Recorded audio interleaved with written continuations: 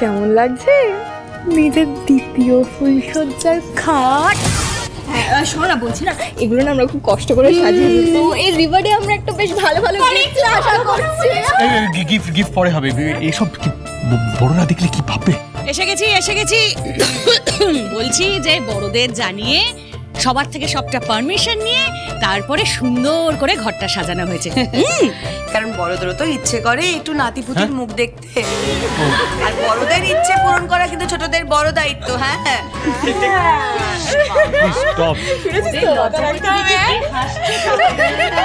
কি হাসি বনি দুতি। কিন্তু বিষয়টা হচ্ছে মা, এই যে পুরো বিষয়টা মানে নাতিপুতির মুখ দেখানোর ব্যাপারটার মধ্যে তোমরাও কিন্তু ইনক্লুডেড। খুব ভালো লাগছিল না আমাদের এম্বারেস করতে? হ্যাঁ বোঝ মানে আমি বলছিলাম যেটা, দেখ তোদের তো বিয়েটা আগে হয়েছে, তাই এই দায়িত্বটা তোরাই আগে। ঠিকই তো, বড়রাই তো ছোটদের পথ প্রদর্শক। একদম ঠিক পাকা হয়েছিস না, খালি পাকা কথা। আজকের রাতটা কিন্তু কোনোভাবেই মিস করা যাবে না। মানে মান অভিমান সব ভুলে আজকে মনের কথাটা জাস্ট বলে ফেলো। এদের মধ্যে এত এই ঝগড়াঝাটি হয়েছে, এত মিসআন্ডারস্ট্যান্ডিং হয়েছে, এবার একটু আন্ডারস্ট্যান্ডিং এর ব্যাপার বোঝা। আমি আসছি তো আমরা একটা সুন্দর ফুটফুটে বেবির মুখ দেখতে পারবো। না আমার তোদের সাথে কোনো কথা নেই। কথা আছে, তোকে শুনতেই হবে না। চুপ খুব ভালো করেছি। শোন, এই যে বারবার তোর রাগ করে এই বাড়ি ছেড়ে ব্যাগ গুছিয়ে বেরিয়ে যাও, এগুলো কিন্তু শেষ। আজকে শুধু প্রেমের দিন, প্রেমের রাত। আজকের দিনটা কিন্তু কোনোভাবে মিস করা যাবে না, পাচ্ছিস? আরে love is in the air. আচ্ছা বল কি চাই? বনি সবার সামনে কি সব বলছিস তুই? ঠিকই তো বলছি, বর্দি তো কারেক্ট কথা বলেছে। জাম্বো কিন্তু তোর জন্য নিজেকে একটু চেঞ্জ করে নিয়েছে, তবু বর্দির থেকে একটু রোম্যান্স শিখে নে। অনেক হয়েছে ওদের লেগ পুলিং, এবার একটু একা থাকতে দাও তো ওদেরকে দেখি। একা মানে রিদ্ধি আর খড়িকে এবার একটু সত্যি অ্যালোন টাইম কাটাতে দেওয়া উচিত আমাদের। কি রিদ্ধি সব ঠিক আছে তো? যা বলিস মাথায় আছে? হ্যাঁ অল দ্য বেস্ট। আমরা তাহলে আসি। এই যে ইমন, বড়দের মধ্যে চলে এসো। আমি এ কি তুমি কোথায় যাচ্ছ? তুমি এখানেই থাকছো না? বলছি কি জানবো, হ্যাঁ মিষ্টিকে সবটা বুঝিয়ে দিয়েছি, বর্দিও ট্রেনিং দিয়ে দিয়েছে, বাকিটা তুমি সামলে নিও। আচ্ছা অনেক হয়েছে, এবার আমরা যাই। আরে বাবা রে,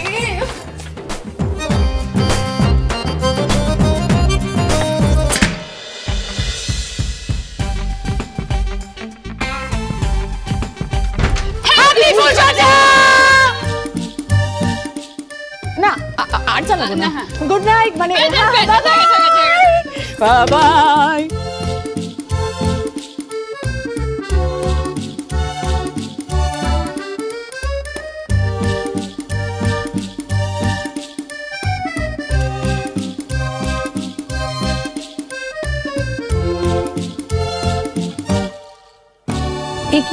কি দেখছেন আপনি ওদিকে? না ওই দরজাটা বন্ধ করতে হবে না, করে দিই। হ্যাঁ করুন।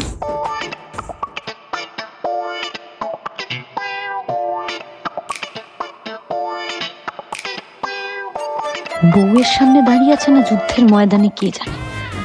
হ্যাঁ, ওনার দ্বারা আর মনের কথা জানানো হবে বলে তো মনে হচ্ছে না। ক্যাবলা কুমার একটা।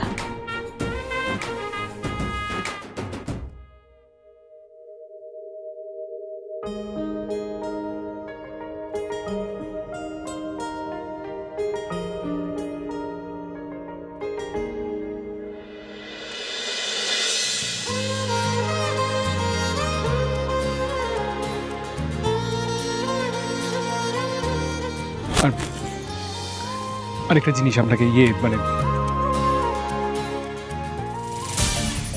এটা কি?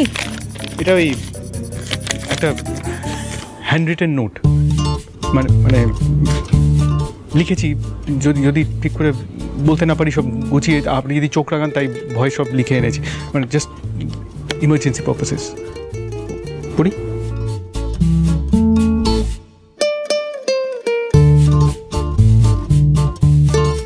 You the greatest gift of my life খড়ি।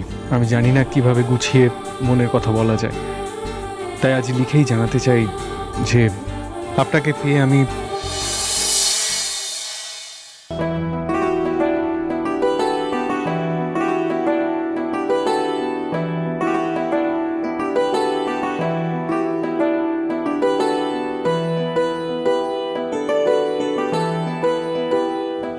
এই 1 বছরে আপনি আমার পাশে থেকে আমাকে বুঝিয়ে দিয়েছেন ঋদ্ধিমান বাবু যে আপনি আমায় কতটা ভালোবাসেন।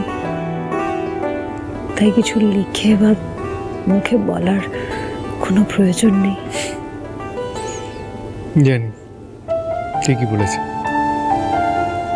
পড়ে বা লিখে এনে আপনাকে বোঝাতে পারবো না আমি ঠিক কতটা ভালোবাসি আপনাকে।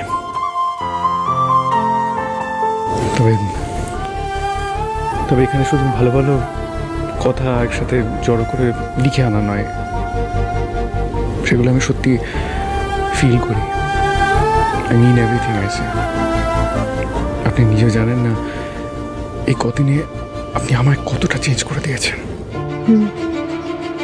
তা হয়তো জানি না, কিন্তু আমি এটুকু বলতে পারি আপনি আমার একটা ভুল ধারণা ভেঙে দিয়েছেন, বড় লোকদের দেখার দৃষ্টিভঙ্গিটা পাল্টে দিয়েছেন। আপনার সাথে 1 বছর থাকার পর আমি বুঝেছি ঋদ্ধিমান সিংহ রায় শুধু ক্ষমতায় টাকা পয়সায় বড় নয়, আপনার মনটা তার থেকে আরো অনেক বেশি বড়।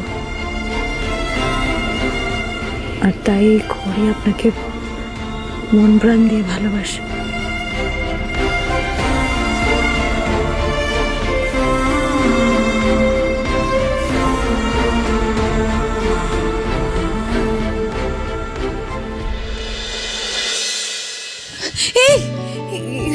রাহুল, এত গিফট কার জন্য, কিসের জন্য? মানে এত গিফট এইভাবে সাজানো কি ব্যাপার বলতো? কার জন্য বলো না? গিফট গুলো কার জন্য এত সুন্দর? বলছি কার জন্য গিফট গুলো বলো না, কিসের জন্য? এই যে এটা হচ্ছে হ্যাঁ, এটা কার? খড়ি ঋদ্ধির, ওকে। বনি কুনাল, হ্যাঁ? এটা বাড়ির বয়োজ্যেষ্ঠদের জন্য, আর এটাও বড়দের জন্য। ও ভালো হয়েছে। ও হ্যাঁ, ডেকোরেশনটাও খুব সুন্দর হয়েছে। দাদু এতদিন পরে হসপিটাল থেকে ফিরেছে, তো তাই এরকম ভাবে সাজিয়েছি। ভালো হয়েছে? খুব সুন্দর হয়েছে তো, খুব খুব ভালো লাগছে দেখতে। দাদুর জন্য যখন ডেকোরেশনটা, তাহলে তো তুমি দাদুর ঘরে করতে পারতে, এখানে কেন করলে শুধু শুধু? মা গো, কি হয়েছে? আমি তোমায় নিয়ে কোথায় যাবো? মাকে নিয়ে না, তোমাকে নিয়ে আমি কোথায় যাবো? খুঁতে যাবো না, তাহলে? বোকা মেয়ে, এই সবকিছু everything it's for you. Yes, হ্যাঁ, তোমার জন্য। হ্যাঁ, সবটা আমার জন্য? ও মাই গড, আমি বিশ্বাস করতে পারছি না, এই সব কিছু আমার জন্য। Thank you so much. আমি না খুশিতে মনে হচ্ছে কি করবো জানি না, আমি খুশিতে মনে মরেই যাবো। কি হয়েছে? একদম মরার কথা বলবো না। কালকে তোমার জীবনে একটা স্পেশাল দিন। এবার থেকে আমাদের জীবনে যা হবে ভালো হবে। এবার থেকে আমরা শুধু ভালো টাইম স্পেন্ড করব। স্পেশাল দিন? তোমার মনে আছে? অফকোর্স মনে আছে। কালকে আমার বিউটিফুল ওয়াইফের জন্মদিন। আমি কি করে ভুলি সেটা? দেখো, এতদিন আমি তোমার জন্য মন থেকে কিচ্ছু করতে পারিনি, but I have realized my mistakes. এবার থেকে শুধু জন্মদিন না,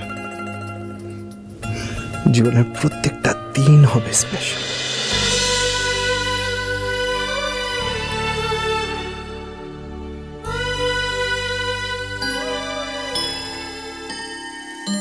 এক মিনিট, এক মিনিট, আমি 1 মিনিটে আসছি। আপনি এখন কোথায় যাবেন? 12টা বেজে গেছে যে। 12টা বেজে গেছে তো কি হয়েছে? দিদির জন্মদিন না, আমি রাহুলকে বলেছিলাম একটা সারপ্রাইজের প্ল্যান করতে। আসলে দিদিগুলো খুব ভালোবাসে, তো সেটাও ঠিক মতন করতে পারলো কিনা, মানে সব কিছু গোছাতে পারলো কিনা সেটা একবার একটু দেখে দিয়ে আসি। সেটা আপনার দেখার দরকার নেই। আপনার দিদির হাজবেন্ড তো আছে, রাহুল আছে, ও ঠিক সব সামলে নেবে। আজকের রাতটা ওদের একসাথে একা থাকতে দিই। না না, একা তো থাকতে দেবই, আমি থাকবো নাকি। তবুও মানে ওই 12টা বাজলে হ্যাপি বার্থডে বলতে হয় না, তো উইশটা করে দিয়ে আসি। কিন্তু আমাদের ওই যে ওরা হ্যাপি ফুলসজ্জা উইশ করলো, সেটা একটু ভাবুন না। মানে আপনি সকালবেলা গিয়ে হ্যাপি বার্থডে উইশ করে দিন, কোনো ব্যাপার না। তো ওরা নিজেদের মতো বার্থডেটা কাটায়, আর আমরা আমাদের মতো ফুলসজ্জাটা কাটাই। আমি যেটা বলতে চাইছি সেটা হলো যে ওরা নিজেদের মতো যে যার নিজের হাজব্যান্ডের সাথে নিজেদের ঘরে থাকুক, তাই না? আমি আমি জাস্ট 1 মিনিটে যাবো আর আসবো। একটু কি হলো? কিছু না, যেটা আমার আগে করা উচিত ছিল সেটাই করছি। ফুলসজ্জার রাতে বউ এই পালাই করলে এভাবে ধরে আটকে রাখা উচিত। কি করছেন? আর সেটাই করছি।